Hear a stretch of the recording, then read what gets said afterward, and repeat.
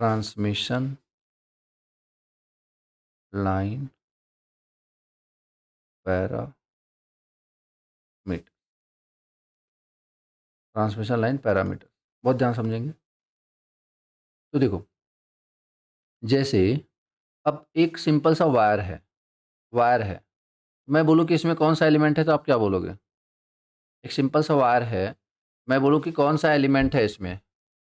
Resistance. कौन सा element है? रेजिस्टेंस।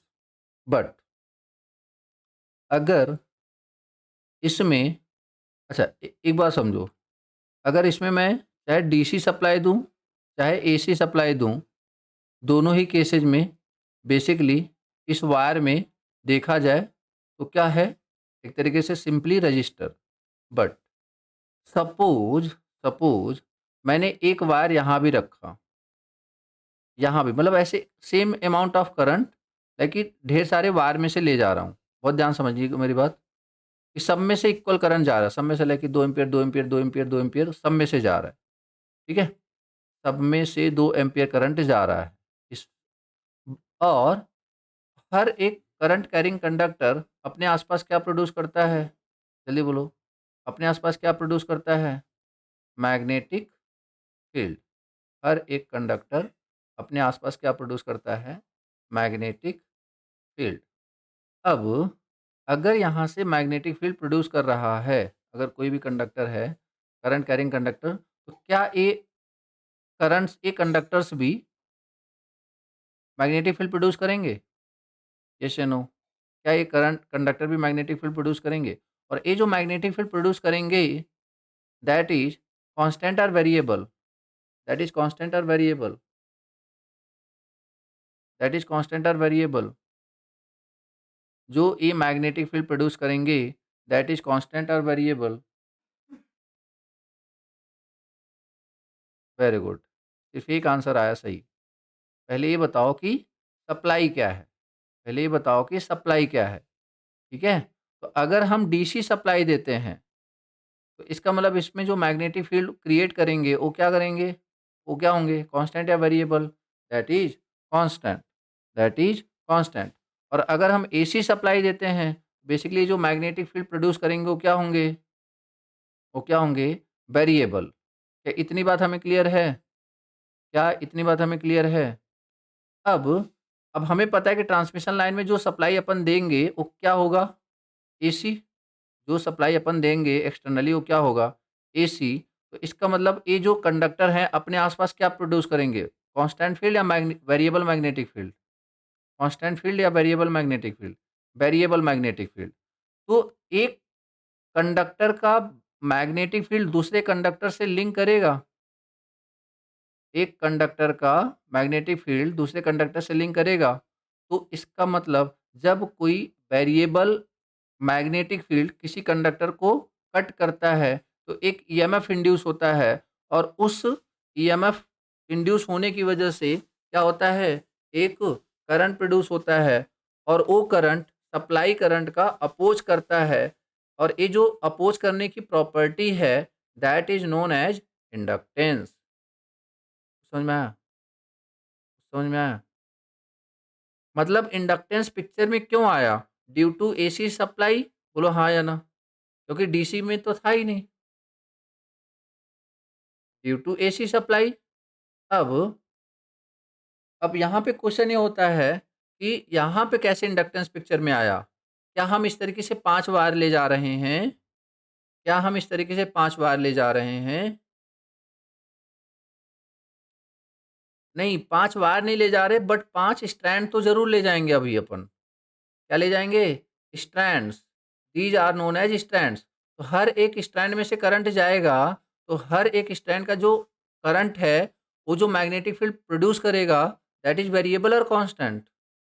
दैट इज़ वेरिएबल और constant? Obviously that is variable. तो वो इसका मतलब इंडक्टेंस, बस आप ये समझो कि अगर वेरिएबल मैग्नेटिक फील्ड है तो इंडक्टेंस पिक्चर में आएगा, दैट्स इट। क्या इतनी बात अपन समझ सकते हैं? अगर वेरिएबल मैग्नेटिक फील्ड है तो इंडक्टेंस पिक्चर में आएगा। तो मैं आपको क्या बताने की कोशिश कर रहा हूँ? Presence of which element in transmission line? Presence of which element in transmission line? Answer is inductance. क्या मुझे रेजिस्टेंस को प्रेजेंस बताने की ज़रूरत है क्या? क्या मुझे रेजिस्टेंस की प्रेजेंस बताने की ज़रूरत है? नहीं, रेजिस्टेंस तो सिंपल वायर है, करंट फ्लो हो रहा है तो रेजिस्टेंस पिक्चर में आ ही जाएगा। तो ट्रांसमिशन लाइन पैरामीटर में अभी तक हमने 2 चीज़ें सीखी, किसका-किसका प्रेजेंस, किसका-किसका पहला एलिमेंट कौन है? रजिस्टर, दूसरा एलिमेंट कौन है? इंडक्टर। पहले बताओ ये 2 एलिमेंट क्लियर है सबको? तीसरे एलिमेंट पे बात करें? तो देखो, अब तीसरा एलिमेंट क्या है, लाइक ये मान लीजिए करंट कैरिंग कंडक्टर है, ये मान लीजिए करंट कैरिंग कंडक्टर है और एक ग्राउंड है, तो इस पे पोटेंशियल है V और इसका पोटेंशियल है 0।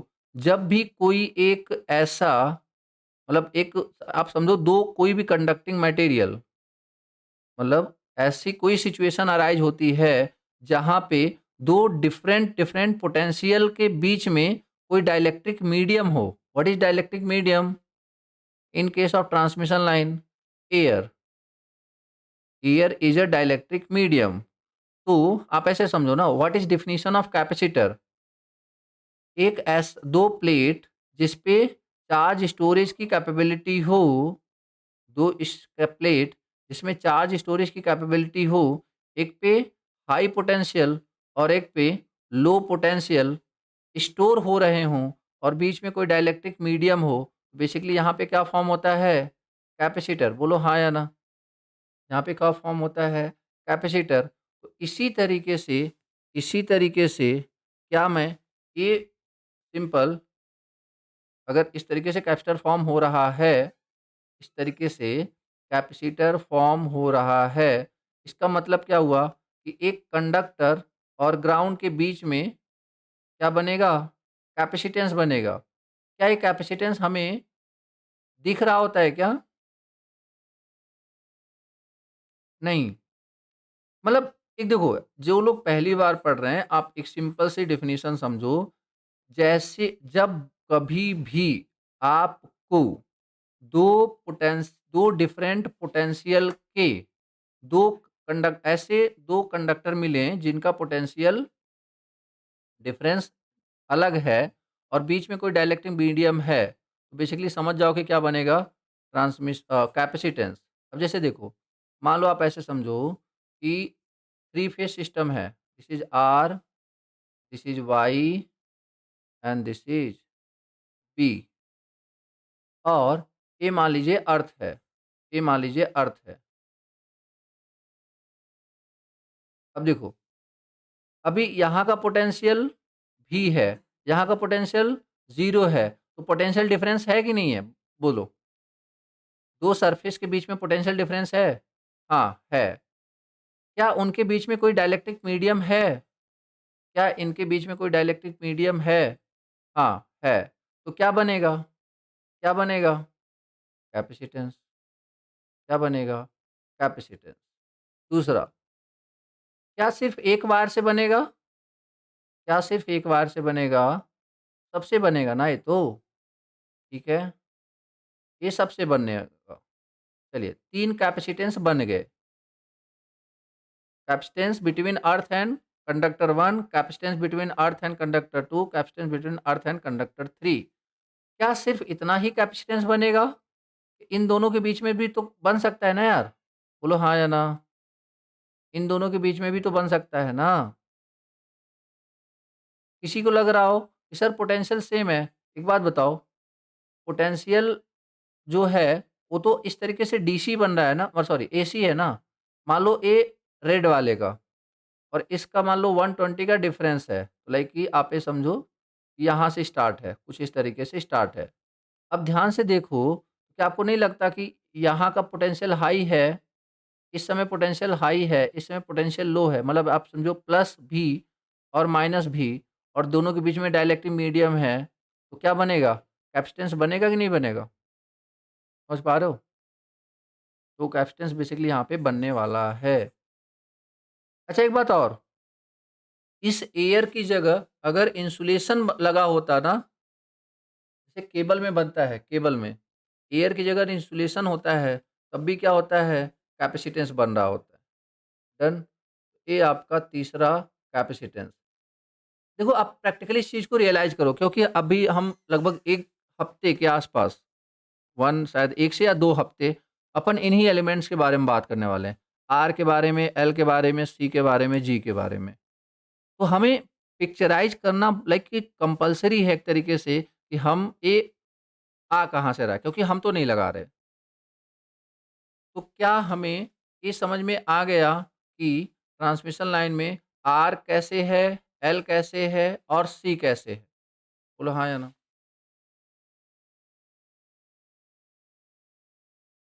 ठीक है? चलिए, अब नेक्स्ट, नेक्स्ट, नेक्स्ट अगर अपन बात करें, तो क्या है, जैसे आप ये समझो कि ये आपका पोल है, ये आपका क्रॉस आर्म्स है,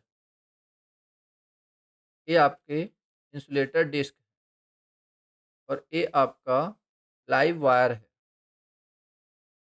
अब हमें पता है कि यहाँ का वोल्टेज क्या है? V phase. यहाँ का पोटेंशियल क्या है? 0। तो बेसिकली यहाँ से क्या होगा? एक करंट फ्लो होने की कोशिश करेगा और उस करंट को हमने क्या नाम दिया था कल? बोलो यार, उस करंट को हमने क्या नाम दिया था? I leakage. क्या नाम दिया था? I leakage. और ये जो आई लीकेज है, I leakage, that is what? V upon R insulator, V upon R insulator. तो लाइक कि अगर मैं बोलूँ कि impedance what is what is impedance sorry R insulator, और तो आर इंसुलेटर की वैल्यू कितनी होनी चाहिए वैसे? आर इंसुलेटर की वैल्यू कितनी होनी चाहिए आइडली?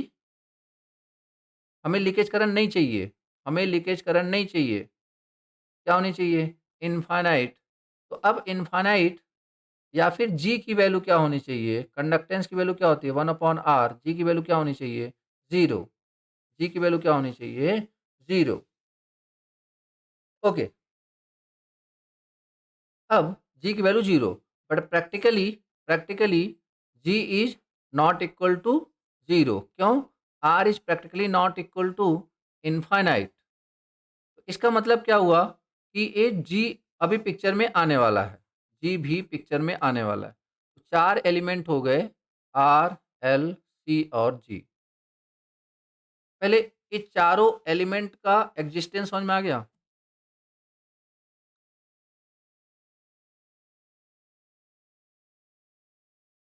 ठीक है? अब इसके बाद इंपॉर्टेंट बात समझो। अभी हम एक-एक को लेके एनालिसिस करेंगे। अभी हम एक-एक को लेकर के एनालिसिस करेंगे। अब इसके बाद समझो। मैं यहाँ पे बनाता हूँ ट्रांसमिशन लाइन। मैं यहाँ पे बना रहा हूँ, मान लो ट्रांसमिशन लाइन, ठीक है? अब अब पहला एलिमेंट है रेजिस्टेंस। तो रेजिस्टेंस को अपन कैसे रिप्रेजेंट करते हैं? कुछ इस तरीके से। आप बताओ रेजिस्टेंस क्या करेगा? रेजिस्टेंस किस में ड्रॉप कराएगा? करंट में या वोल्टेज में? सोच के देखो। किसमें ड्रॉप कराएगा रेजिस्टेंस? इसमें वोल्टेज में, क्योंकि V इक्वल टू क्या होता है? I into R. Done. V equal to I into R. या फिर आप ऐसे समझो कि रेजिस्टेंस को किसमें शो करेंगे, तो ऑब्वियस सी बात है सीरीज में। ठीक है? ऑब्वियस सी बात है हम किसमें शो करेंगे, तो सीरीज में। ये हमारा क्या हो गया? ये हमारा क्या हो गया? रेजिस्टेंस। ये हमारा क्या हो गया? रेजिस्टेंस। और उसके बाद अब दूसरा एलिमेंट क्या है? इंडक्टेंस। दूसरा एलिमेंट क्या है? इंडक्टेंस।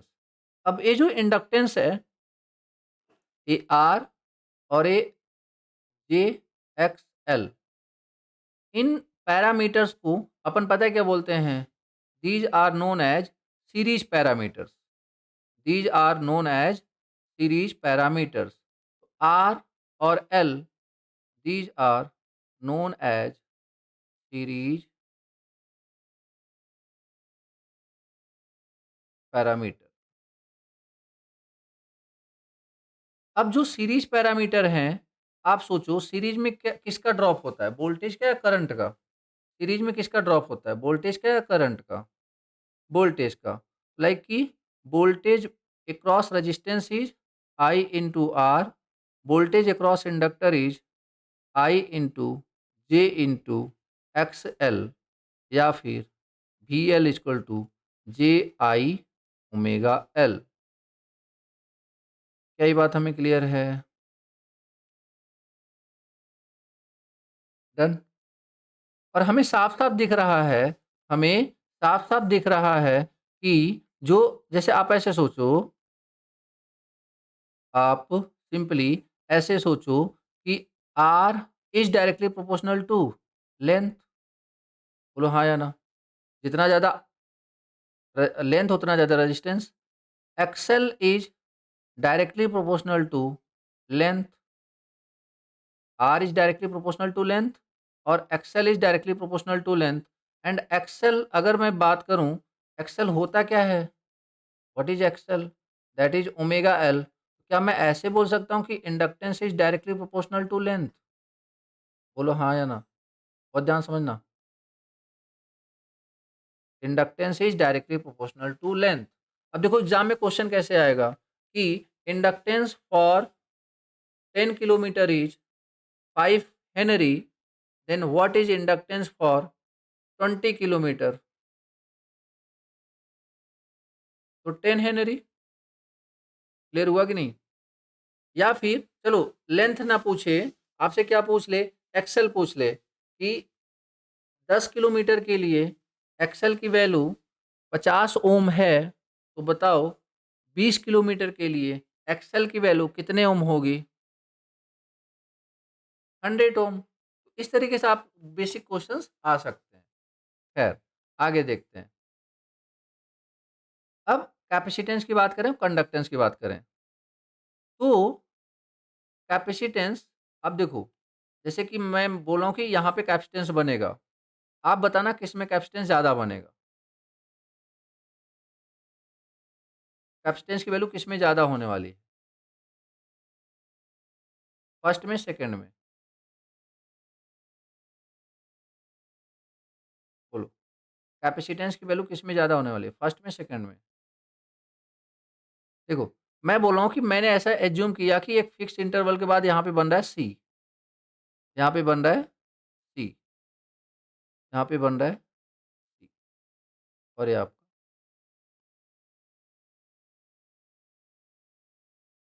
क्या यहाँ ये हमें कैपेसिटेंस दिख रहा है क्या वहाँ पे पिक्चर में, ट्रांसमिशन लाइन में? नहीं।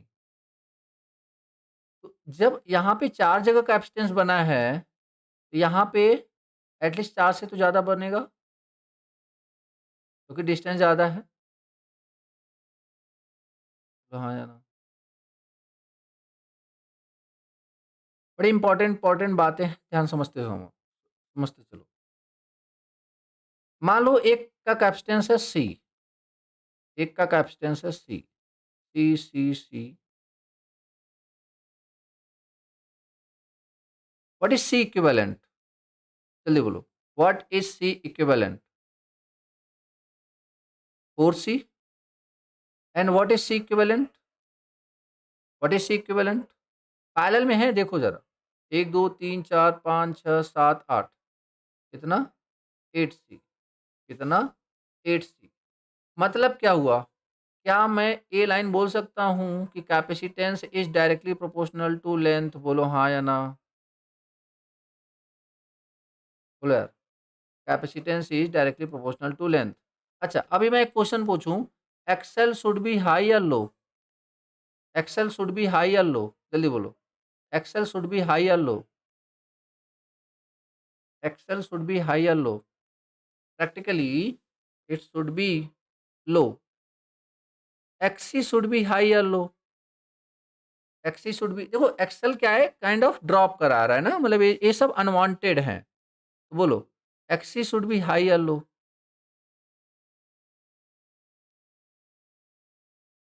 एक्सी शुड बी हाई या लो?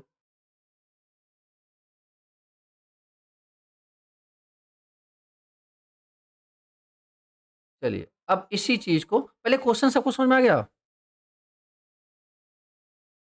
वो मैं बताऊँगा, एक्सी उसे तो मुझे एक्सप्लेन ही करना है। एक्सेल लो होना चाहिए, ये बात सबको क्लियर है? क्योंकि अगर एक्सेल लो होगा, तभी तो वोल्टेज ड्रॉप क्या होगा? कम ना?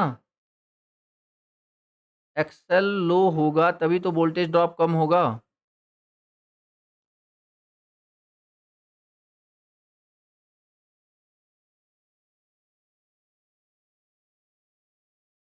अब एक्सी क्या होना चाहिए, उस पे बात करते हैं। XL should be low, resistance should be low. अब इसकी बात करते हैं एक्सी की। फिलहाल ये वाला कॉन्सेप्ट क्लियर है कि थोड़ा-सा लेंथ लेंगे तो कैपेसिटेंस की वैल्यू कम होगी और ज़्यादा लेंथ लेंगे तो कैपेसिटेंस की वैल्यू ज़्यादा आएगी, क्योंकि पैरेलल में कैपेसिटर क्या होता है? ऐड होता है। पैरेलल में कैपेसिटर क्या होता है? ऐड होता है।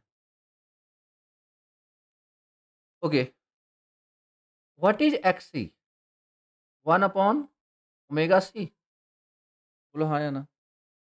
1 अपॉन ओमेगा सी और और और क्या मैं ये बोल सकता हूँ कि C is directly proportional to length? इसको ऐसे बोला जा सकता है क्या? X is directly proportional to length? Yes या नो? तो इसका मतलब XC is directly proportional to LE sorry inversely proportional to length.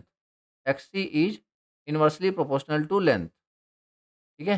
XC is inversely proportional to length. क्या ये बात हमें क्लियर है? जैसे अभी जो परसों लाइक जो एई का पेपर हुआ था, उसमें क्वेश्चन था कि 1500 किलोमीटर के लिए जो एक्ससी है दैट इज़ 50 ओम। तो बताओ 100 किलो 100 ओम रिएक्टेंस रिएक्टेंस 100 ओम या फिर ऐसे समझो अ, हाँ ठीक है 100 ओम रिएक्टेंस किस लेंथ के लिए होगा? ये क्वेश्चन था जो कि बेसिकली आया हुआ है अभी एई में।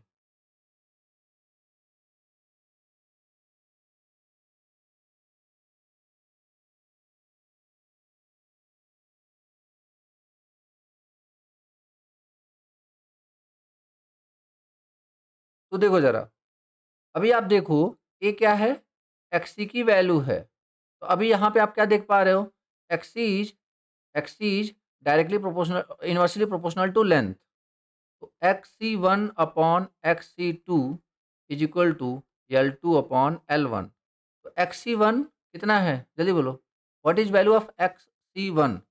रिएक्टेंस कैपेसिटिव रिएक्टेंस की वैल्यू कितनी है? 50 और XC2 निकालना है और L2 कितना है? वो निकाल सॉरी XC2 दिया हुआ ना, XC2 कितना है?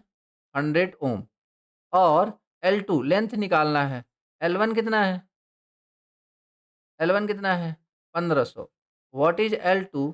Basically 1500 divide by 2, answer is 750 kilometre. This is the answer. समझ में आया कुछ?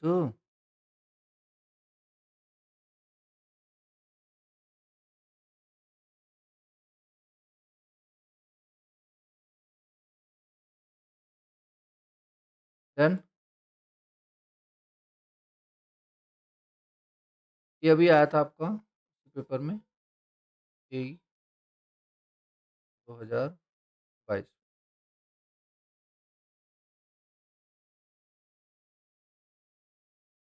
खैर, इधर आ जाइए, इधर आ जाइए।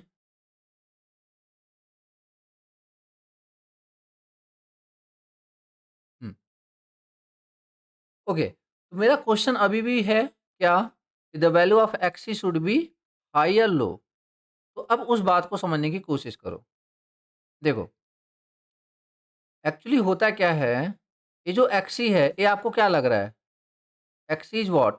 शंट पैरामीटर या series parameter? XC should is shunt parameter, series parameter? या फिर C is shunt parameter, series parameter, that is shunt parameter. तो जब शंट ब्रांच है, शंट ब्रांच में जो किसका ड्रॉप होता है, करंट का या वोल्टेज का? किसका ड्रॉप होता है? करंट का। तो कोई एक यहाँ पे इम्पीडेंस है, और आप क्या चाहोगे कि करंट, इसमें से करंट लाइक कि फ्लो होना चाहिए या नहीं होना चाहिए? ये जो इमेजिनरी कैपेसिटेंस फॉर्म हो रहा है, it will draw charging current, और वो चार्जिंग करंट आप नहीं चाहोगे कि फ्लो हो। अगर करंट की वैल्यू कम करना चाहते हो तो इम्पीडेंस की वैल्यू बेसिकली क्या होना चाहिए? ज़्यादा होना चाहिए। करंट की इम्पीडेंस की वैल्यू क्या होना चाहिए? हाई होना चाहिए। इसका मतलब क्या हुआ कि the value of XC should be, बोलो यार, the value of XC should be high, ताकि हमारा जो इम्पीडेंस हो वो क्या हो? हाई, और हमारा जो करंट हो वो बेसिकली क्या हो? लीकेज करंट या चार्जिंग करंट वो क्या हो? कम हो। समझ में आया? देखो फिर से समझो, जितने ज़्यादा कैपेसिटेंस बनेंगे उतना ज़्यादा सी इक्विवेलेंट होगा, उतना ज़्यादा सी इक्विवेलेंट होगा। और जितना ज़्यादा सी इक्विवेलेंट बनेगा, अब इस इम्पीडेंस को मैं ऐसे रिप्रेजेंट कर सकता हूँ। मैं मान लो सी इक्विवेलेंट निकाला और इसको मैंने ऐसे लिख दिया, क्या? कि Z T is equal to 1 J omega C equivalent, या फिर जे एक्स सी। पहले बताओ, ये बात सबको समझ में आ रही है? इसका इक्विवेलेंट मैंने ऐसे लिख दिया। अब एक कैपेसिटेंस, ये जो ब्रांच है पैरेलल में, ये मैंने खुद लगाई है, या फिर जो इमेजिनरी कैपेसिटर फॉर्म हो रहा है वो उसको रिप्रेजेंट कर रहे हैं। इमेजिनरी को बेसिकली क्या कर रहे हैं? रिप्रेजेंट कर रहे हैं।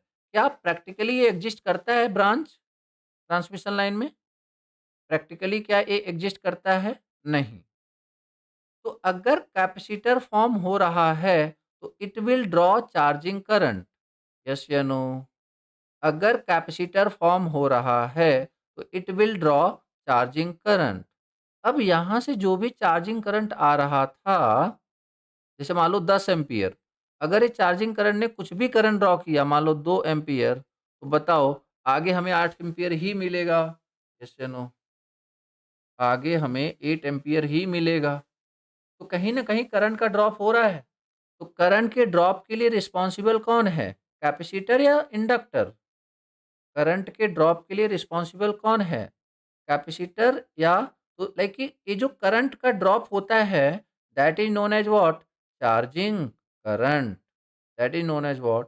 Charging current. तो चार्जिंग करंट क्यों आया पिक्चर में? Due to imaginary formation of capacitance. क्या हमें ये बात क्लियर है?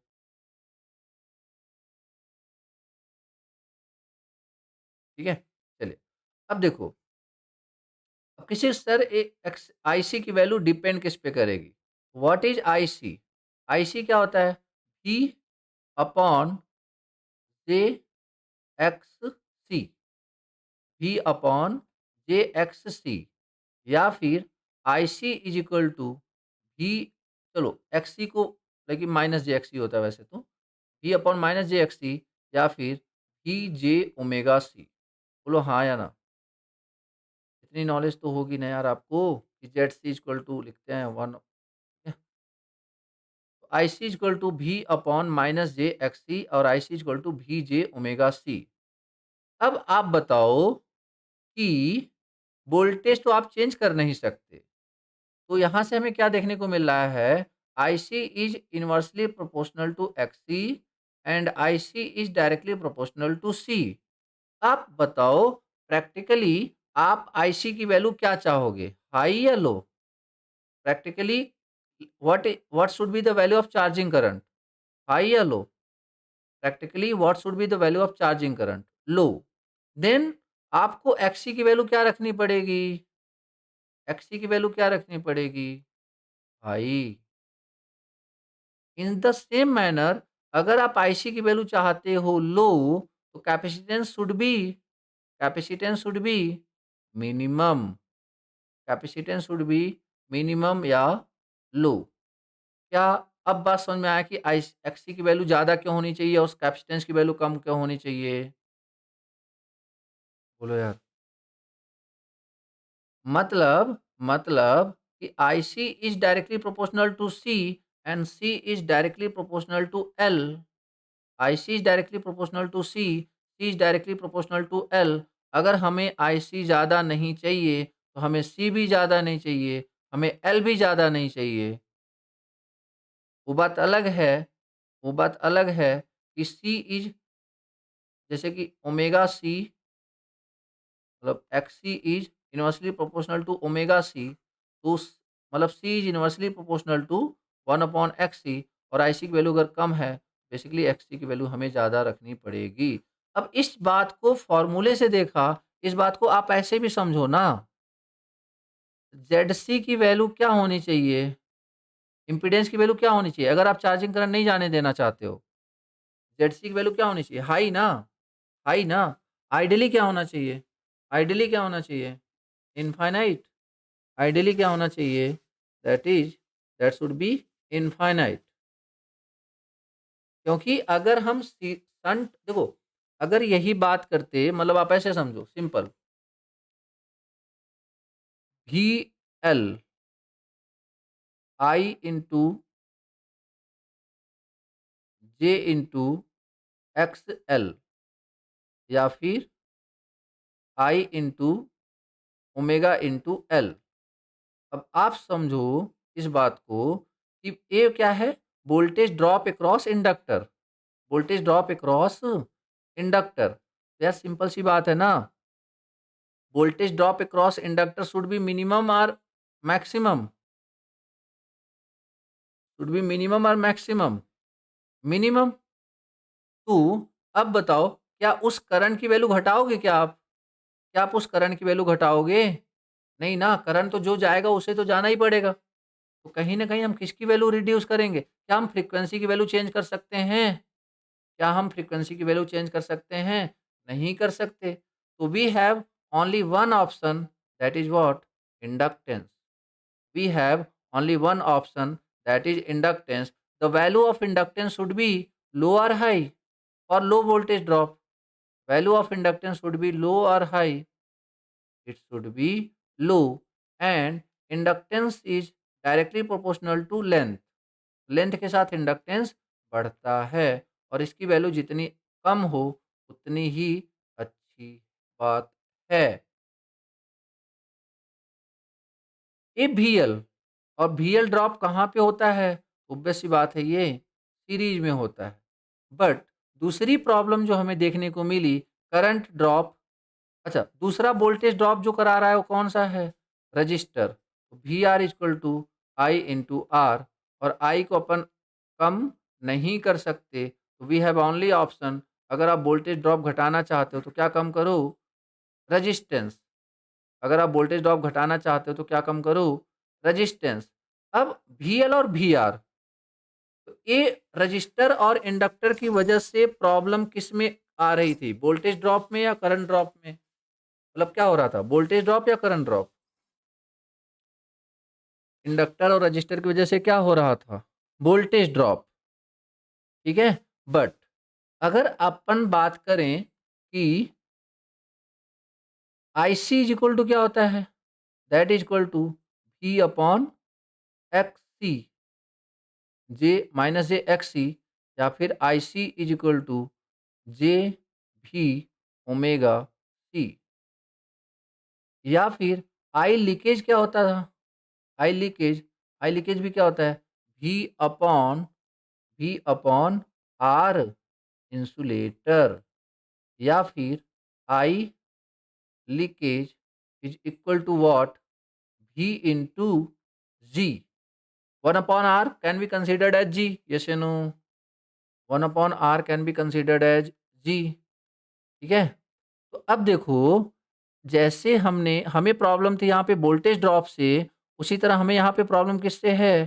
करंट ड्रॉप से। क्योंकि ये जो चार्जिंग करंट है और ये जो लीकेज है, आप सोचो ना, आप सोचो कि यहाँ से करंट आ रहा था 100 एम्पीयर, अभी ये आर इंसुलेटर की वैल्यू इनफाइनाइट नहीं है, तो कुछ ना कुछ करंट जाएगा कि नहीं जाएगा?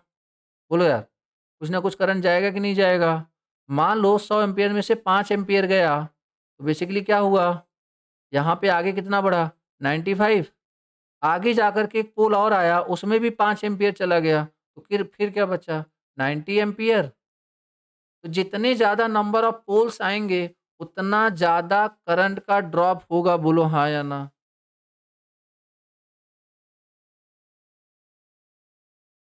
जितना ज़्यादा टावर आएँगे, उतना ज़्यादा लीकेज हो रहा होगा। मतलब क्या एजी की value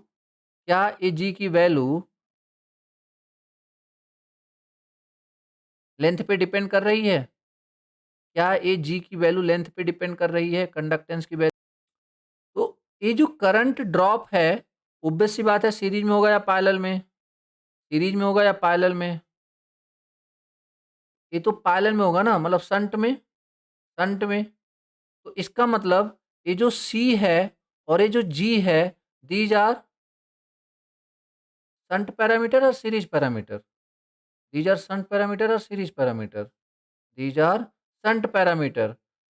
these are shunt parameter. तो अब समझो जरा कि आईसी की वैल्यू मिनिमम होनी चाहिए, उसके लिए सी की वैल्यू भी क्या होनी चाहिए?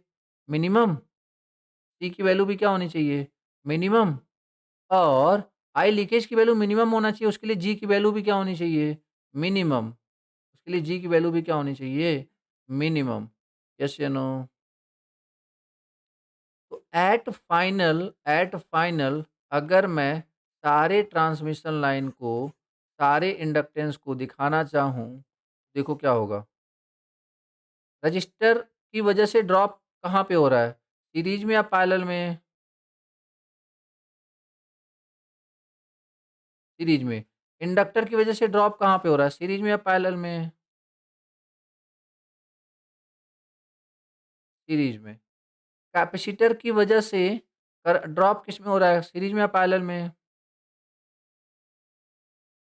पैरेलल में।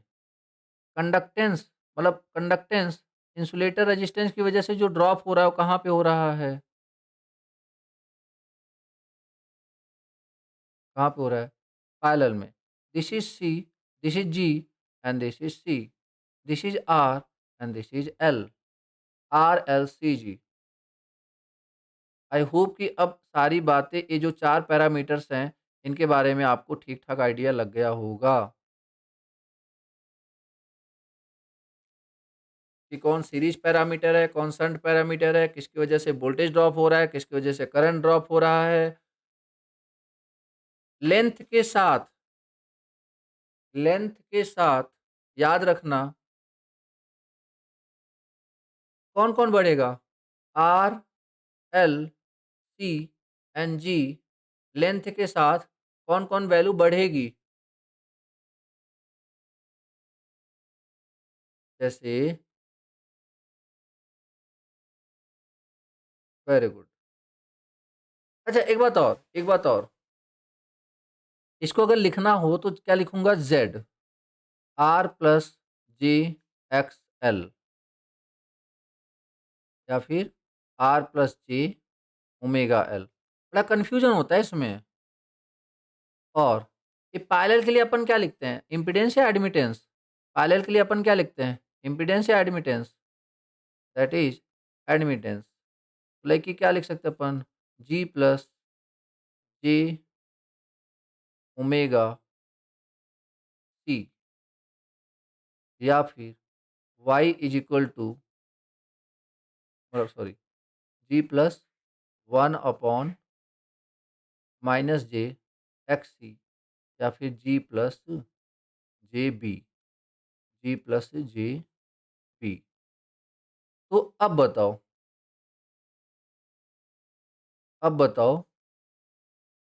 क्या क्या पैरामीटर आ गए? आर, क्या आ गया? एल, क्या आ गया? एक्सएल, क्या आ गया, सी, क्या हो गया, एक्स सी, क्या हो गया आपका, B, then G, then R insulator. ये आपके सामने टोटल 8 पैरामीटर्स हैं। अब सोच समझ के आप आंसर दोगे, ठीक है, सोच समझ के आप आंसर दोगे। Resistance is, what is the relation between resistance and length, directly और इनवर्सली, डायरेक्टली और इनवर्सली, जल्दी बोलो। That should be directly. What is the ideal value of length, what should be the ideal value of resistance, what should be the ideal value of resistance, ideal value of resistance 0। चलो बढ़िया। दूसरा, inductance is directly proportional to length और inversely proportional to length, that is directly proportional to length. What should be the ideal value of inductance, again 0। XL is directly proportional to length और inversely proportional to length, XL is directly proportional to length. Again XL की value क्या होनी चाहिए, 0। क्या ये पहली line हमें clear है? इन तीनों की वजह से क्या होगा, वोल्टेज ड्रॉप। और ये कौन से पैरामीटर हैं, these R series parameters.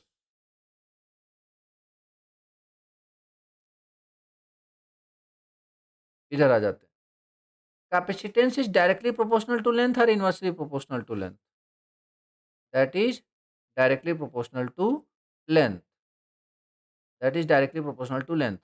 What should be the ideal value of capacitance? What should be the ideal value of capacitance?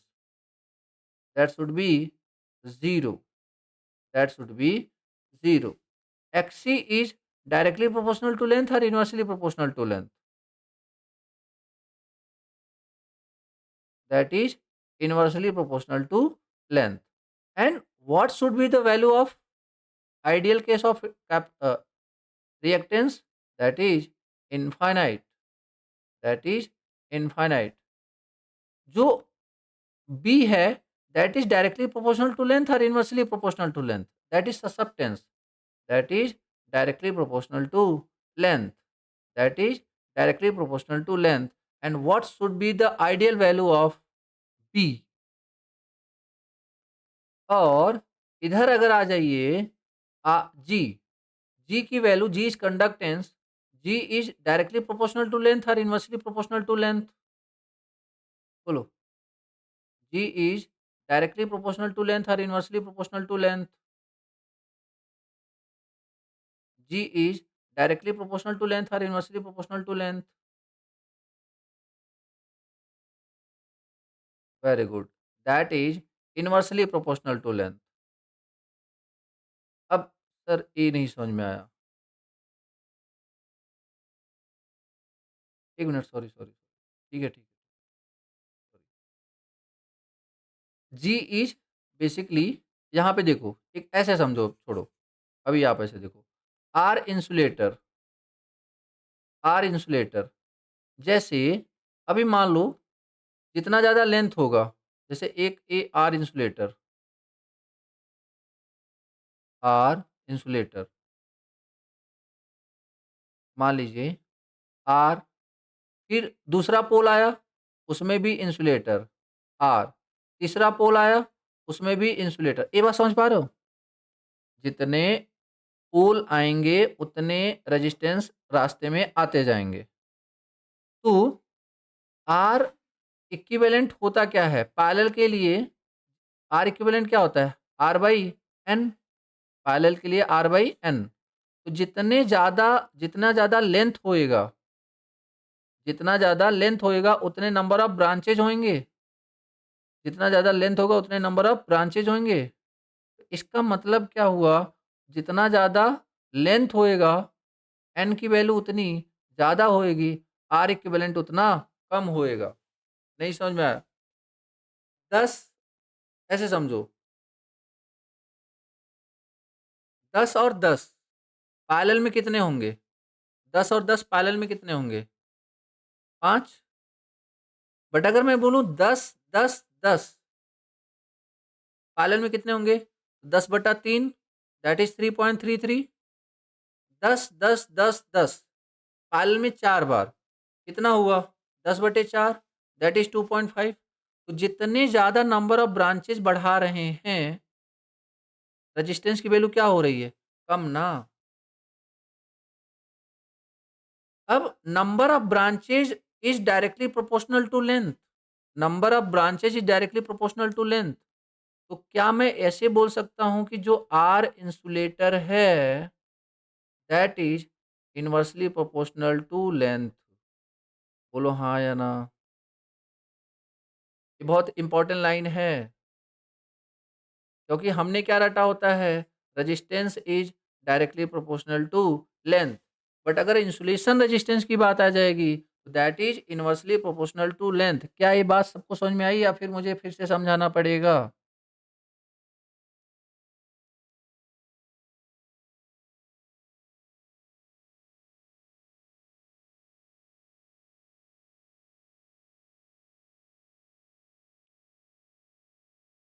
तो अब बात करें अगर जी की, तो जी इज वॉट?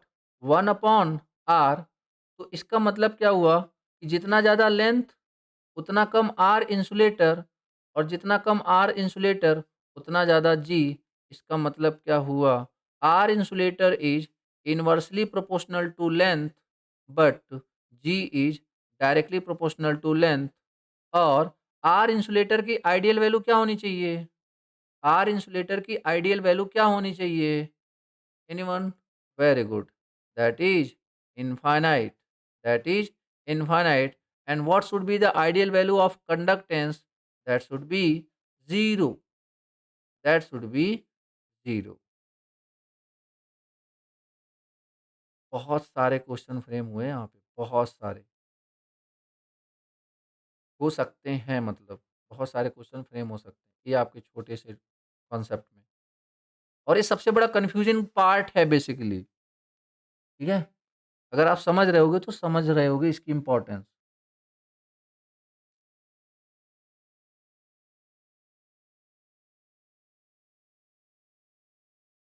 ये चीजें जब आप सारा पढ़ोगे ना तभी समझ में आएगा, मतलब ऐसा ना कि लाइक कंक्लूजन, ये सारी चीजें आपको एक साथ मिलेंगी नहीं।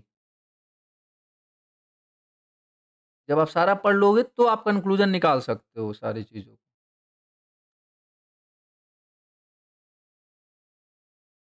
है किसी को कोई दिक्कत? हाँ, मतलब हस्बैंड या वाइफ किसी से भी। CXCB, हाँ, सारे ही ना। ये जो ये इनकी वजह से ये चीज़,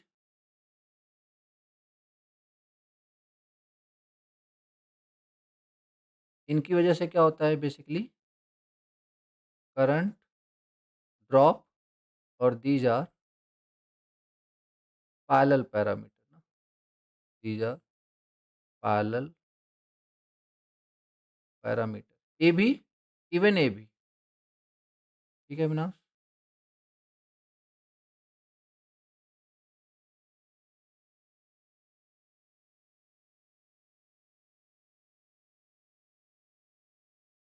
ये आपका कंडक्टेंस और ये ससेप्टेंस, ये दोनों ही क्या है? शंट, सॉरी, पैरेलल पैरामीटर या फिर शंट पैरामीटर।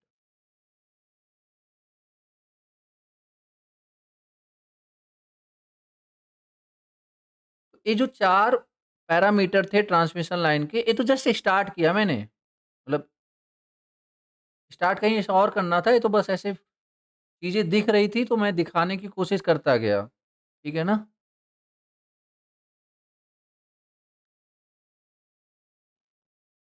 वरना लिखवाना तो सिर्फ नाम ही था।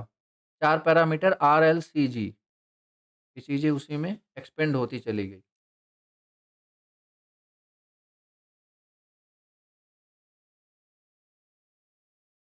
लिख लिया? आगे बढ़ जाएँ? एक-एक को लेके स्टार्ट करें थ्योरी? कौन करेगा? उस हीट लॉस को रिप्रेजेंट कौन करेगा? रजिस्टर। ठीक है? तो to represent heat produced by conductor, heat produced by conductor या फिर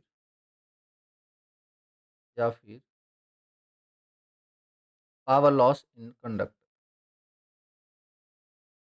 पावर लॉस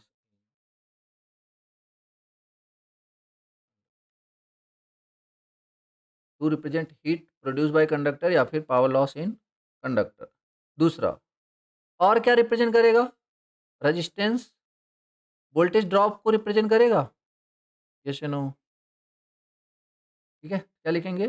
टू रिप्रेजेंट, मतलब due it represent voltage drop, लिख लेना, it represent voltage drop, it represents voltage drop due to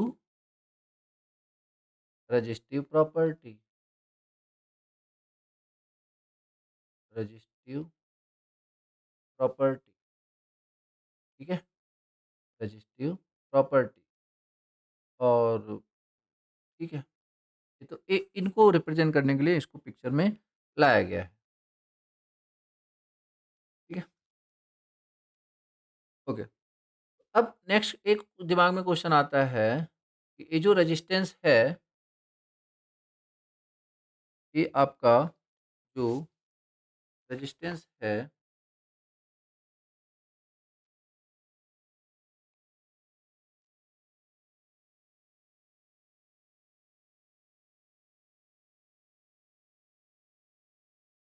are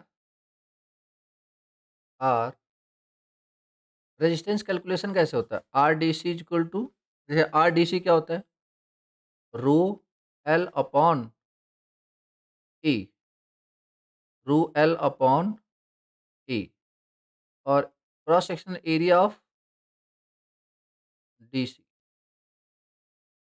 और अगर ये ए सी होगा, R A C is equal to what?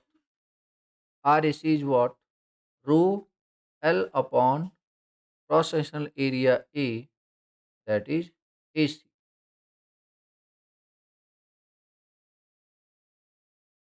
Are D C and R A सी,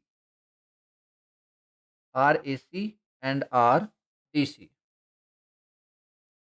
अब एक बहुत ही important बात आप समझो यहाँ पे, क्या? कि अगर कोई आपसे ये पूछे कि चलो ठीक है, मतलब कि R D C R A सी, अगर कोई आपसे पूछे for the same length and for the same material, for the same length and for the same material and same cross sectional area, same cross sectional area,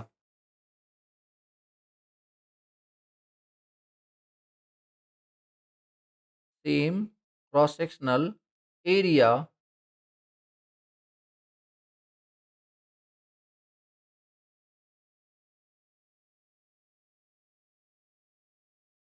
जैसे दो material same लिए, इनका क्या same है? इनका दो मटेरियल भी same है और इनका लेंथ भी सेम है। ये मैं आपको कौन सा टॉप व्यू दिखा रहा हूँ ना, ये मैं आपको कौन सा रिप्रेजेंट कर रहा हूँ? टॉप व्यू बेसिकली रिप्रेजेंट करने की कोशिश कर रहा हूँ। ठीक, खैर, तो सेम क्रॉस सेक्शनल एरिया है ना, सेम क्रॉस सेक्शनल एरिया है, देखने में सेम लग रहा है ना यार? सेम है। तो ये क्रॉस सेक्शनल एरिया सेम है। अब क्वेश्चन ये है कि सपोज इसमें मैंने इसमें मैंने डीसी सप्लाई दिया हुआ है और इसमें मैंने एसी सप्लाई दिया हुआ है, मतलब इस कंडक्टर में मैंने डीसी सप्लाई दिया है, इस कंडक्टर में एसी सप्लाई दिया हुआ है। तो बताओ कौन ज़्यादा रेजिस्टेंस ऑफर करेगा? फर्स्ट या सेकंड? फर्स्ट या सेकंड? कौन कौन ज़्यादा रेजिस्टेंस ऑफर करेगा? सेकंड। कौन ज़्यादा रेजिस्टेंस ऑफर करेगा? सेकंड। अब एक बात समझो ज़रा, बहुत तरीके से समझना। अब इसकी वजह क्या है, पहले वो समझो। इसमें जो ग्रीन पार्ट दिख मतलब ये कौन सा कलर है ये? ब्लू कलर है ना? जो भी समझ लो, स्काई कलर। अभी effective effective cross sectional area इस केस में कितना है? देखो यहाँ पे जो फॉर्मूला है ना, R इक्वल टू क्या? रो L अपॉन A। तो मतलब मैं यहाँ पे रो और मटेरियल भी सेम है, लेंथ भी सेम है। क्या मैं बोल सकता हूँ कि R D C is inversely proportional to cross sectional area of D C? बोलो हाँ या ना। और R A C is inversely proportional to area of A C. What is area? तो वो जो इफेक्टिव रेजिस्टेंस है, वो जो इफेक्टिव एरिया है जहाँ से करंट फ्लो हो रहा है। मैं बोल रहा हूँ कि करंट सिर्फ इतने से फ्लो हो रहा है, करंट इसमें पूरे से फ्लो हो रहा है। यूनिफॉर्मली डिस्ट्रीब्यूटेड करंट पूरे से फ्लो हो रहा है। What is cross sectional area? ये पूरा ही होगा, ये पूरा ही होगा cross sectional area. But but जब बात आई एसी सप्लाई की तो हमने क्या ऑब्जर्व किया कि करंट सिर्फ आउटर सरफेस से फ्लो हो रहा है। करंट सिर्फ आउटर सरफेस से फ्लो हो रहा है। अब अगर दोनों का क्रॉस सेक्शनल एरिया सेम है तो बताओ इफेक्टिव एरिया मतलब जहां पे आपको रेड रेड डॉट दिख रहे हैं वो किस में ज़्यादा है? फर्स्ट में या सेकंड में? किसमें ज़्यादा है? फर्स्ट में। तो अगर उसमें ज़्यादा है तो उसका जो रेजिस्टेंस होगा दैट विल बी लो ना, दैट विल बी लो। और इसमें क्रॉस सेक्शनल एरिया जो बेसिकली इसमें क्या है कम, तो रेजिस्टेंस क्या होगा ज़्यादा।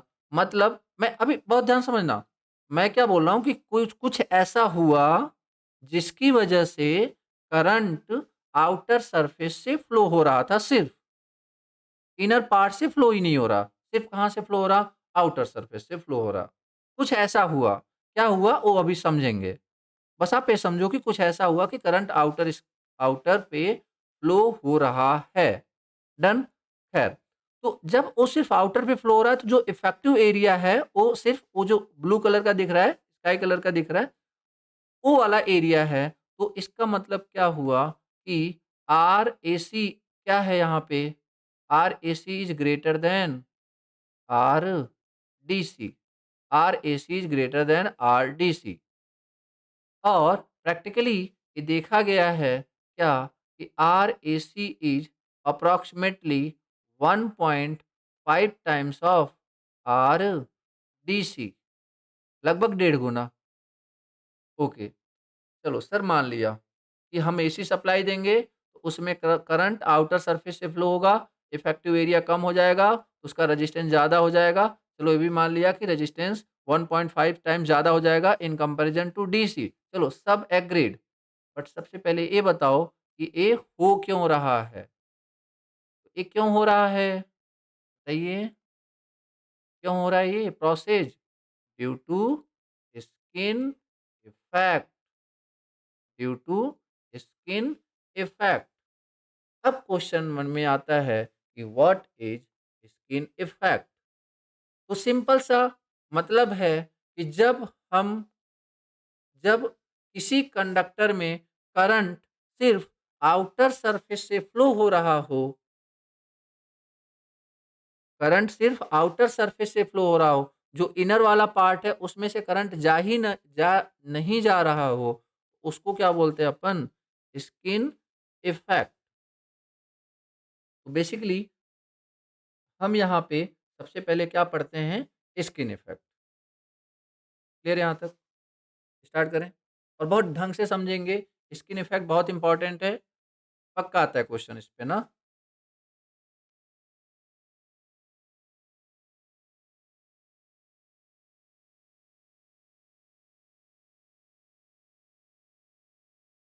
जब तक हमने क्या इसमें कौन सा सप्लाई दे रखी थी? डीसी। जब तक हमने कौन सी सप्लाई दे रखी थी? डीसी। ठीक है। बट जैसे ही हमने इस कंडक्टर में एसी सप्लाई दिया, हमने क्या देखा? इस करंट सिर्फ और सिर्फ आउटर सरफेस से फ्लो हो रहा है, सिर्फ और सिर्फ आउटर सरफेस से फ्लो हो रहा है। मतलब तो इसको पहले अपन डिफाइन करें तो सिंपल क्या है कि it is tendency it is the tendency it is the tendency of AC current या DC current. It is tendency of AC current या DC current. AC current. AC current to be concentrated to be concentrated only on skin. Skin या फिर surface, ठीक है, only on skin या फिर आपका surface.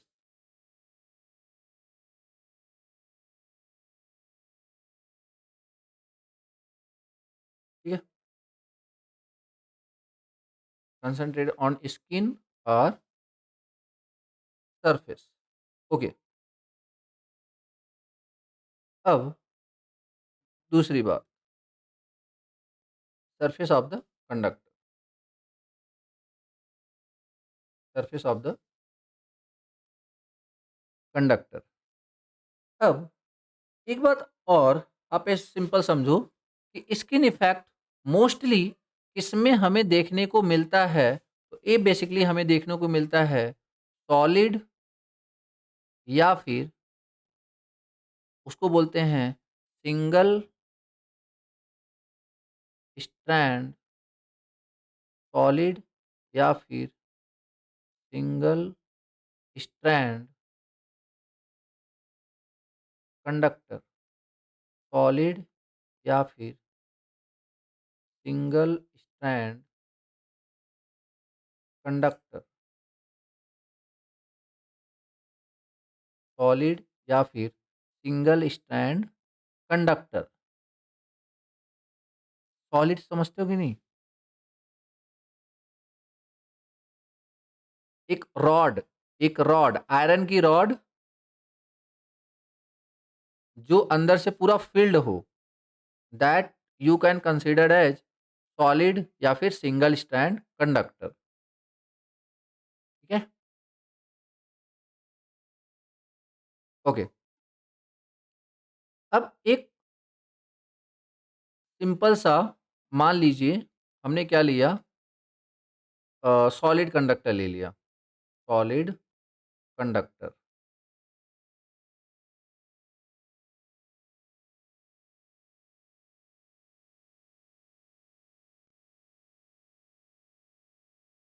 अब ये आपका सॉलिड कंडक्टर।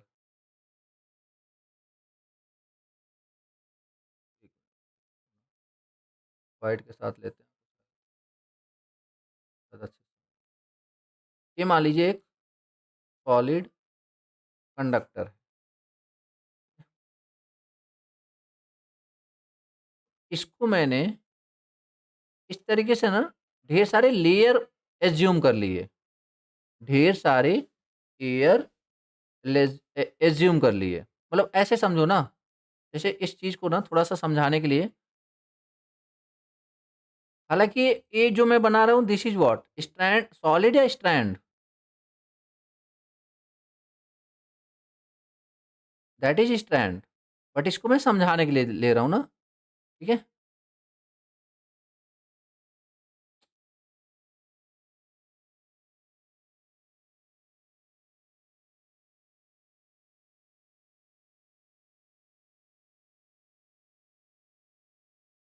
देखो, यहाँ पे क्या है, जैसे मैं ऐसे समझो कि हर में 2 एम्पीयर करंट जा रहा है। ऐसे एक सिचुएशन लो कि हर में 2 एम्पीयर करंट जा रहा है। तो अगर इसमें से करंट जाएगा अगर इसमें से करंट जाएगा, तो इसके आस-पास, मैं समझाने के लिए लिया हूँ इसको ना, इसके आस-पास एक मैग्नेटिक फील्ड प्रोड्यूस होगा, पोलर। इसके आस-पास मैग्नेटिक फील्ड प्रोड्यूस होगा और इसकी वजह से, सिर्फ़ इसकी वजह से, इस दूसरे की वजह से भी क्या होगा? मैग्नेटिक फील्ड प्रोड्यूस होगा। मतलब ऐसे समझो, एक ही उस पे करते हैं। तो इस दूसरे की वजह से भी क्या होगा? मैग्नेटिक फील्ड प्रोड्यूस होगा। इसी तरह तीसरे की वजह से भी मैग्नेटिक फील्ड प्रोड्यूस होगा। तो इसी तरीके से लाइक इस सबके थ्रू इस तरीके से यहाँ पे मैग्नेटिक फील्ड प्रोड्यूस होने वाला है। डन। ये किस वजह से, किसकी वजह से? इस वाले लेयर की वजह से बताया मैंने ना, इस वाले लेयर की वजह से।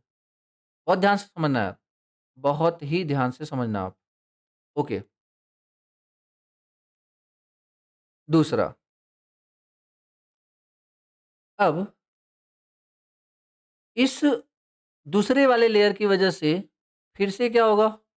फिर से क्या होगा? एक ईएमएफ प्रोड्यूस होगा इसकी वजह से। ये कुछ इस तरीके से, कुछ ऐसे, कुछ ऐसे। डन। तो आप बताओ इस तरीके से जब ये मैग्नेटिक फील्ड प्रोड्यूस होगा, सबसे ज़्यादा मैग्नेटिक फील्ड किस पार्ट से लिंक करेगा? इनर पार्ट से या आउटर पार्ट से? बोलो। इनर पार्ट से या आउटर पार्ट से? सबसे ज़्यादा मैग्नेटिक फ्लक्स किससे लिंक करेगा? सब लोग देखो, उसी इमेजिनेशन को लाइक क्रिएट करने के लिए मैंने इतने डायग्राम बनाया हुआ है। किस पार्ट से? इनर पार्ट से। क्लियर? इतनी बात समझ में आ गई? ओके। अगर इनर पार्ट से मैग्नेटिक फील्ड मैक्सिमम लिंक करेगा, तो आपको नहीं लगता कि जो इंड्यूस्ड ईएमएफ होगा, जो इंड्यूस्ड ईएमएफ होगा, that is maximum at centre? बोलो हाँ या ना। यार अगर फ्लक्स ज़्यादा लिंक करेगा, लाइक कि इसका मतलब क्या हुआ? D five by D T. तो ज़्यादा, अगर फ्लक्स ज़्यादा लिंक कर रहा है तो मतलब इंड्यूस्ड ईएमएफ भी ज़्यादा होगा। तो EMF is maximum, EMF is maximum at, मतलब देखो, एक काम करता हूँ मैं यहाँ पे ना, सारा एक टेबल के फॉर्म में बनाता हूँ ताकि आपको कोई कन्फ्यूजन ना आए। और जहाँ प्लीज़ ना समझ में आए ना, बता देना यार, ठीक है ना? ये नहीं कि पूरा खत्म हो जाए फिर सर ये वाला नहीं समझ में आया। जो नहीं समझ आया उसी समय बोल देना, इसमें स्पेशली। देखो, एक ए आपका इनर और ए आपका, एक आपका आउटर साइड। तो आप बताओ, फ्लक्स लिंकेज, फ्लक्स लिंकेज कहाँ पे होगा? फ्लक्स लिंकेज, एक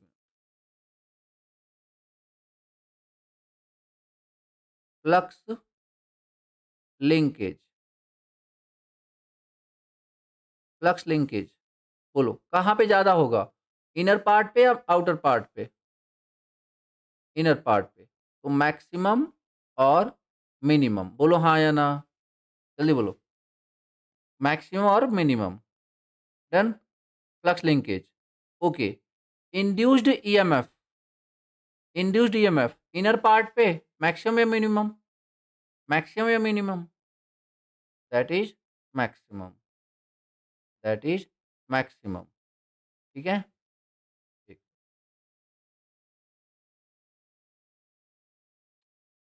दैट इज मैक्सिमम।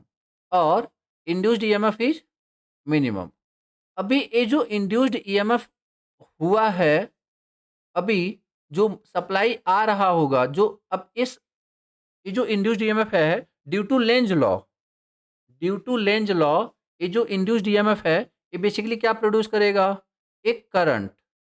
क्या करेगा? Current. Current in same direction और अपोजिट डायरेक्शन? करंट जो प्रोड्यूस करेगा वो सेम डायरेक्शन में या अपोजिट डायरेक्शन में? अपोजिट डायरेक्शन में। तो current in opposite direction, current, वो जो इंड्यूस्ड ईएमएफ इंड्यूस हुआ है, वो एक करंट प्रोड्यूस करेगा। और वो करंट बेसिकली कहाँ पे होगा? वो जो करंट, मतलब जो इंड्यूस्ड ईएमएफ की वजह से जो करंट फ्लो हो रहा है, वो अपोजिट डायरेक्शन में। किसके अपोजिट? जो सप्लाई करंट है। क्यों? Due to Lenz law. Due to Lenz law, effect always oppose the cause. Yes या no? Effect always oppose the cause. ठीक है? तो इसका मतलब ये उस करंट का अपोज करेगा जिसकी वजह से प्रोड्यूस हो रहा है। तो बताओ मैक्सिमम अपोजिशन कहाँ पे होगा? इनर पे या इनर पे या आउटर पे? करंट अपोजिशन मैक्सिमम कहाँ पे होगा? इनर पे। मैक्सिमम और मिनिमम करंट अपोजिशन। तो बताओ, अगर अपोजिशन मिनिमम है तो जो फाइनल करंट है, रिजल्टेंट करंट, वो रिजल्टेंट करंट, जैसे आप ये समझो, पहले 2 एम्पीयर इधर से आ रहा था और इंड्यूस्ड ईएमएफ हुआ, उसकी वजह से 2 एम्पीयर इधर से भी आया। तो what is resultant current? What is resultant current? जल्दी बोलो। जीरो। जीरो। इसका मतलब जो रिजल्टेंट करंट है वो इनर पार्ट पे मैक्सिमम है या मिनिमम है? रिजल्टेंट पार्ट पे मैक्सिमम है या मिनिमम है? That is minimum. Resultant current, not opposition current. Resultant current inner part पे क्या है? मिनिमम। और आउटर पार्ट पे क्या है? मैक्सिमम। क्या इतने कॉन्सेप्ट के बाद आपको ये समझ में आया स्किन इफेक्ट क्या होता है या कैसे होता है?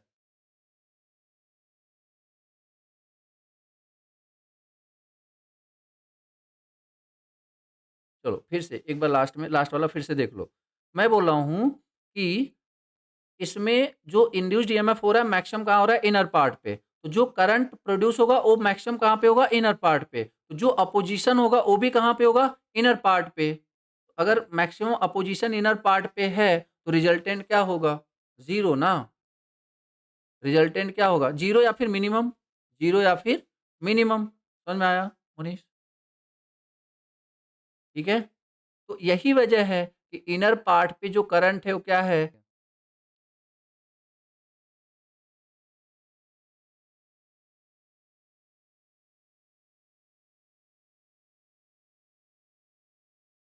चलिए बढ़िया। तो बस सिंपली शॉर्ट में लिखवाने की कोशिश करी है ताकि आपको ज़्यादा वो भी ना हो और समझ में आ जाए ना हमें। ठीक है।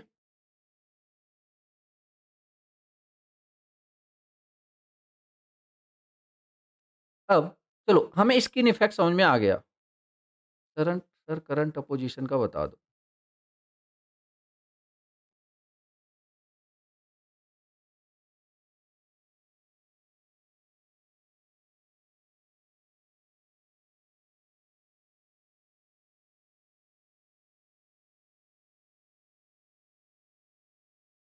लेंज लॉ क्या होता है?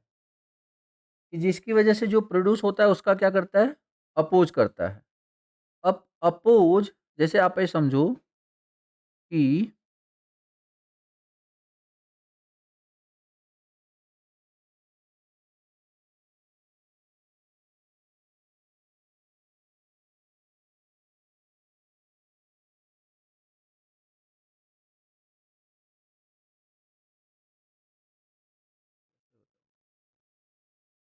अ, मान लो, ऐसे समझो कि कोई 4 इस तरीके से पर्सन है। ऐसे समझो 50 केजी के, 50 केजी के और 50 केजी के। ठीक है? और इधर से एक 5 ले लो। ये सेम है। अभी आगे बढ़ने सारे आगे बढ़ने की कोशिश कर रहे हैं। सारे आगे बढ़ने की कोशिश कर रहे हैं। अब इधर से अपोजिशन किया जा रहा है, अपोज किया जा रहा है। इधर एक इधर एक 20 केजी का लड़का है जो अपोज कर रहा है। इधर भी एक 20 केजी का लड़का है जो अपोज कर रहा है। इधर 30 केजी का और इधर 30 केजी का और लास्ट बीच में 50 केजी का पर्सन है जो इनका अपोज कर रहा है। अब आप बताओ कि कौन आगे बढ़ पाएगा? First, second, third, fourth and fifth, कौन आगे बढ़ पाएगा? कौन आगे बढ़ पाएगा? First, second, third, fourth and fifth. First and first and fifth. First and fifth. तो बस यही बोलना चाह रहा हूँ यार कि ये जो अपोजिशन है ना, वो यहाँ पे हो रहा है, आउटर सरफेस पे मिनिमम हो रहा है। और इनर पार्ट पे क्या हो रहा है? मैक्सिमम हो रहा है। तो अगर इनर पार्ट पे अपोज़िशन मैक्सिमम है, तो रिजल्टेंट क्या होगा? क्या ये बंदा आगे बढ़ पाएगा? अगर अपोज़िशन मैक्सिमम है, तो क्या ये बंदा आगे बढ़ पाएगा? नहीं बढ़ पाएगा। तो बस वही कि यहाँ से करंट यहाँ पे जा नहीं जा पा रहा है, क्यों नहीं जा पा रहा है? क्योंकि यहाँ पे जो अपोज़िशन है वो मैक्सिमम है। सर हमें कैसे पता अपोज़िशन मैक्सिमम है? क्योंकि यहाँ का जो कंडक्टर है वो सबसे ज़्यादा मैक्सिमम फ्लक्स लिंकेज हो रहा है। उस कंडक्टर के थ्रू मैक्सिमम फ्लक्स लिंक कर रहा है और अगर फ्लक्स मैक्सिमम है तो इंड्यूस्ड ईएमएफ मैक्सिमम होगा और इंड्यूस्ड ईएमएफ जो ईएमएफ इंड्यूस हो रहा है, उसकी प्रॉपर्टी है वो सोर्स की अपोज़ करने की। तो अगर जो इंड्यूस्ड ईएमएफ ईएमएफ इंड्यूस हो रहा है, अगर उसकी वैल्यू मैक्सिमम है, तो वो उसी ताकत से क्या करेगा? अपोज़ भी तो करेगा। तो जहाँ पे ईएमएफ इंड्यूस ज़्यादा हो रहा है, वहाँ पे अपोज़िशन ज़्यादा होगा। तो ईएमएफ इंड्यूस ज़्यादा कहाँ पे हो रहा है? सेंटर पे हो रहा है। सेंटर पे क्यों ज़्यादा हो रहा है? क्योंकि वहाँ पे फ्लक्स लिंकेज ज़्यादा हो रहा है। आई बात समझ में?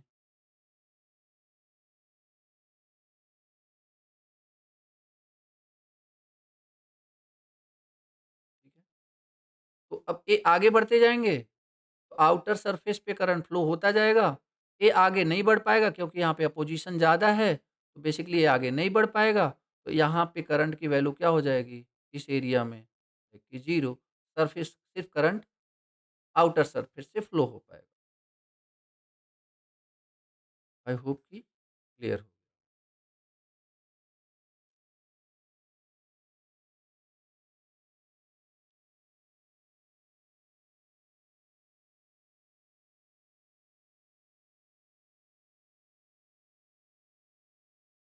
ओके, तो ये तो मतलब था। ये तो मतलब था किसका? स्किन इफ़ेक्ट का। ये तो मतलब था किसका? स्किन इफ़ेक्ट का। अब यहाँ पे क्वेश्चन आता है कि सर ये स्किन इफ़ेक्ट डिपेंड किस पे करता है? कि ये स्किन इफ़ेक्ट डिपेंड किस पे करता है?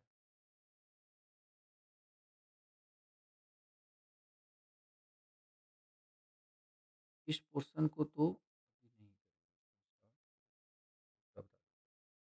क्योंकि लेंथी ये थोड़ा-सा जाएगा, लगभग मैं 45 मिनट्स लगेंगे इसको पूरा एक्सप्लेन करने में। हर एक पैरामीटर को और एक टर्म आएगा स्किन डेप्थ, एक टर्म आएगा स्किन डेप्थ। अच्छा, जितना अभी तक आप समझे हो, उसके हिसाब से मैं जो क्वेश्चन पूछ रहा हूँ वो बताओ।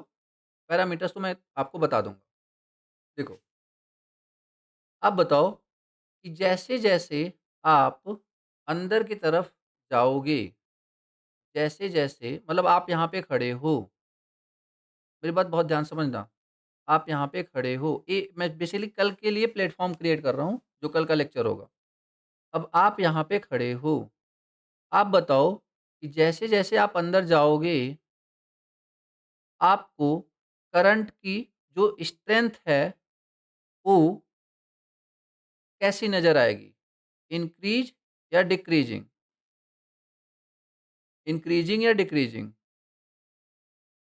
क्या होगा? डिक्रीज़िंग। Very good. क्या होगा? डिक्रीज़िंग। मतलब करंट की वैल्यू मैक्सिमम कहाँ पे मिलने वाली है? करंट की वैल्यू मैक्सिमम कहाँ पे मिलने वाली है? सरफेस पे। करंट की वैल्यू मैक्सिमम कहाँ पे मिलने वाली है? सरफेस पे। तो इसका मतलब अगर मैं आपसे पूछूँ कि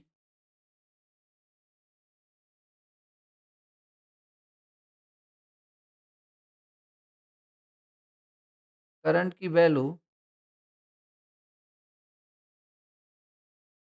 यहाँ पे मैक्सिमम और धीरे-धीरे जैसे-जैसे सरफेस की तरफ जाएँगे, करंट की वैल्यू क्या होती जाएगी? डिक्रीज़। बोलो हाँ या ना? ये जो ग्राफ है किसका है? करंट का। This is I maximum and this is I minimum. ठीक है? खैर, ओके। तो जैसे-जैसे अपन यहाँ पे आ रहे हैं, उस तरीके से करंट की वैल्यू क्या हो जा रही है? इंक्रीज़। तो सॉरी, अब देखो करंट अब क्रॉस सेक्शनल एरिया तो जो है वो है, बेसिकली यहाँ पे एक टर्म आता है करंट डेंसिटी।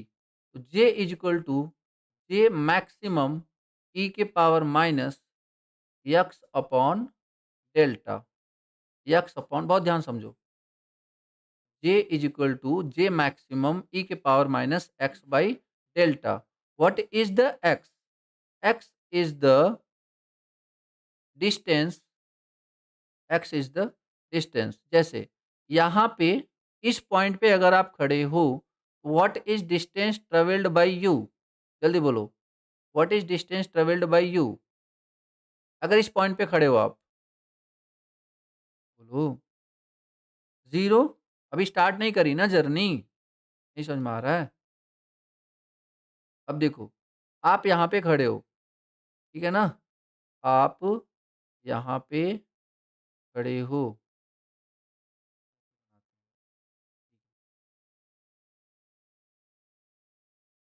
तो मान लो आप यहाँ पे हो, तो अभी आपने जर्नी स्टार्ट करी है, तो आप अभी चले नहीं हो, तो एक्स की वैल्यू क्या है? 0। आप चलते-चलते बेसिकली यहाँ पे पहुँचे, सपोज़ यहाँ पे पहुँचे, तो इसका मतलब what is the value of x? ये कुछ r/2 जैसा लग रहा है? उसी के आस-पास? बोलो हाँ या ना? कुछ r/2 जैसा लग रहा है? तो और इस पॉइंट पे जब आप पहुँच जाओगे तो x की वैल्यू क्या हो जाएगी? r के बराबर हो जाएगी? r के बराबर हो जाएगी? तो कहने का मतलब कि uh what is x? I hope कि अब आप समझ में आ गया हो। x क्या है?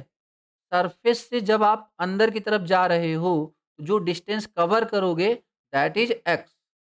यस या नो? तो बताओ सर, ये जो करंट डेंसिटी है, ये जो आपका करंट डेंसिटी है, करंट डेंसिटी मैक्सिमम कहाँ पे है? करंट डेंसिटी मैक्सिमम कहाँ पर है?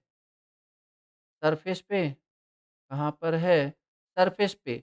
अब जैसे-जैसे अपन अंदर की तरफ चलेंगे, करंट डेंसिटी जैसे-जैसे अपन x की वैल्यू इंक्रीज़ करेंगे, जैसे-जैसे अपन x की वैल्यू इंक्रीज़ करेंगे, वैसे-वैसे करंट की वैल्यू करंट डेंसिटी की वैल्यू क्या होएगी? इंक्रीज़ या डिक्रीज़? करंट डेंसिटी की वैल्यू क्या होएगी? डिक्रीज़, डिक्रीज़, ठीक है? ओके। अब अब करंट की वैल्यू डिक्रीज़। तो अगर मैं यहाँ पे इस चीज़ को मुझे देखना है कि मैक्सिमम कहाँ पे है, तो देखो ना, अगर आप सरफेस पे हो तो what is the value of x? बोलो। अगर आप सरफेस पे हो what is the value of x? That is 0 only, that is 0 upon delta. Like इसका मतलब करंट डेंसिटी की वैल्यू क्या होगी? कहाँ पे max J equal to J maximum ना, J equal to J maximum, J is equal to J maximum कहाँ पे? At the surface. अच्छा, एक बात और, आप यहाँ पे ये भी ध्यान दो, J इक्वल टू क्या होता है? I upon A। तो इस करंट को, इस फंक्शन को या इस चीज़ को अपन ऐसे भी लिख सकते हैं, I upon A is equal to I maximum upon A into E के पावर एक्स बाई डेल्टा, या फिर I is equal to I maximum E के power minus X by delta, X by delta. इसका मतलब मैं ये भी बोल सकता हूँ कि current is maximum at surface, या फिर ठीक है, इस तरीके से। अब यहाँ पे अगर मैंने अगर मैंने यहाँ पे देखो, इस इक्वेशन में यक्स की वैल्यू, अब मुझे देखो ये जो डेल्टा है, अभी delta, what is delta? Delta is skin depth, delta is skin depth. ये डेल्टा कुछ कैसे के मतलब डेल्टा को देख करके कैसे फीलिंग आ रही, मतलब ये ऐसा सेम कॉन्सेप्ट हमने कहाँ पढ़ा हुआ है? सेम। तो जैसे टाइम कांस्टेंट को डिफाइन करने के लिए टी की वैल्यू क्या रखी थी हमने? टाउ। टाइम कांस्टेंट को डिफाइन करने के लिए टी की वैल्यू क्या रखी थी? टाउ। उसी तरीके से अभी मुझे स्किन डेप्थ डिफाइन करने के लिए, स्किन डेप्थ को डिफाइन करने के लिए हमें यक्स की वैल्यू क्या रखनी पड़ेगी? डेल्टा। Very good. एक्स की वैल्यू क्या रखनी पड़ेगी? डेल्टा। तो इसका मतलब J is equal to J maximum into E के पावर -1। अब बताओ जरा, ई के पावर -1 की वैल्यू कितनी थी? ई की पावर -1 की वैल्यू कितनी थी? 1 अपॉन ई की वैल्यू कितनी थी? 0.368। कितना था वैल्यू? 0.368। ठीक है, 0.368। मतलब स्किन डेप्थ वो डिस्टेंस है फ्रॉम द सरफेस जिस पे मैक्सिमम करंट डेंसिटी का 1/e टाइम्स करंट डेंसिटी बच रहा होता है। समझ में आया कुछ? देखो क्या मतलब, लाइक स्पेशली ऑफलाइन वालों के लिए क्या इंसिडेंस है कि लाइक सुबह ये पढ़ा था, शाम को ये पढ़ रहे हो, एक सेम चीज है। फिर से सुनो। स्किन डेप्थ, स्किन डेप्थ क्या है बेसिकली? सरफेस से वो डिस्टेंस, सरफेस से वो डिस्टेंस जहां पर, जहां पर आपको जो मैक्सिमम करंट डेंसिटी है उसका 1/e टाइम्स करंट डेंसिटी मिलने वाला है, या फिर 36% ऑफ मैक्सिमम करंट डेंसिटी मिलने वाला है।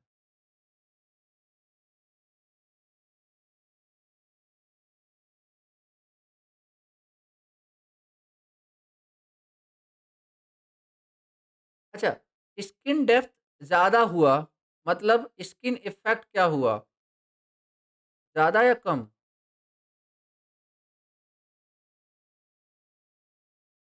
देखो, अगर ज्यादा अंदर तक यूनिफॉर्मली आप जैसे देखो, अगर मैं बोल रहा हूं कि यहाँ पे करंट अवेलेबल है, एक केस है यहाँ पे करंट अवेलेबल है, और दूसरा केस है यहाँ पे करंट अवेलेबल नहीं है। अगर यहाँ पे करंट अवेलेबल है इसका मतलब स्किन इफेक्ट ज्यादा हुआ है कम हुआ है? स्किन इफेक्ट इज हाई या लो? लो ना, क्योंकि अगर स्किन इफेक्ट ज्यादा हुआ होता तो इनर पार्ट पे कोई करंट होना ही नहीं था। आ रही बात समझ में? आ रही बात समझ में? तो अगर अगर मैं ये बोल रहा हूँ कि यहाँ पे अगर मैं बोल रहा हूँ कि this is skin depth, this is skin depth, इसका मतलब यहाँ तक हमें करंट डेंसिटी मिल रहा है ना? बोलो हाँ या ना? अगर मैं बोल रहा हूँ दिस इज स्किन डेप्थ, मतलब यहाँ तक हमें करंट डेंसिटी मिल रहा है, इसका मतलब skin effect is low. Yes या नो? बट अगर मैं बोल रहा हूँ कि स्किन डिफेक्ट, स्किन डेप्थ इतना है, स्किन डेप्थ इतना है, ओनली ओनली दिस पोर्शन, अगर मैं बोल रहा हूँ इतना, इसका मतलब क्या है कि इसके बाद करंट डेंसिटी क्या हो चुकी है? कम। इसके बाद करंट डेंसिटी क्या हो चुकी है? कम। और करंट डेंसिटी अगर कम है मतलब करंट फ्लो नहीं हो रहा है, इसका मतलब स्किन इफेक्ट क्या होगा? ज़्यादा ना। स्किन इफेक्ट क्या होगा? ज़्यादा ना। तो मतलब अभी फिलहाल के लिए conclusion, what is the conclusion? Skin effect is inversely proportional to skin depth. क्या ये हमें याद हो सकता है?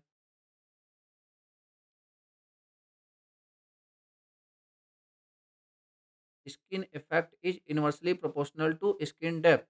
मतलब आप ऐसे समझो ना, स्किन डेप्थ ज़्यादा है मतलब हमें ज़्यादा अंदर तक करंट मिल रहा है। अगर ज़्यादा अंदर तक करंट मिल रहा है इसका मतलब स्किन इफेक्ट कम हुआ था, तभी अंदर तक करंट मिल रहा है। यस या नो? यस या नो? अगर स्किन डेप्थ कम है, अगर स्किन डेप्थ कम है, इसका मतलब क्या है कि जल्दी ही, मतलब स्किन डेप्थ कम है इसका मतलब थोड़ा-सा इस आगे बढ़ने पे करंट की डेंसिटी क्या होगी? कम होगी, और करंट की डेंसिटी कम हुई इसका मतलब स्किन इफेक्ट क्या होगा? ज़्यादा होगा, तभी स्किन डेप्थ कम हो गया होगा। ठीक है ना? थोड़ा-सा ट्रिकी कॉन्सेप्ट है यार, ठीक है ना? वही ये बात है, अगर ऊपर-ऊपर से बताना हो तो लाइक सब खत्म है, लेकिन अगर अगर अपन ढंग से समझना चाहते हैं तो थोड़ा-सा आपको भी लाइक कि साथ देना पड़ेगा। साथ कैसे देना है? थोड़ा-सा कंसंट्रेशन देके, थोड़ा-सा दिमाग लगा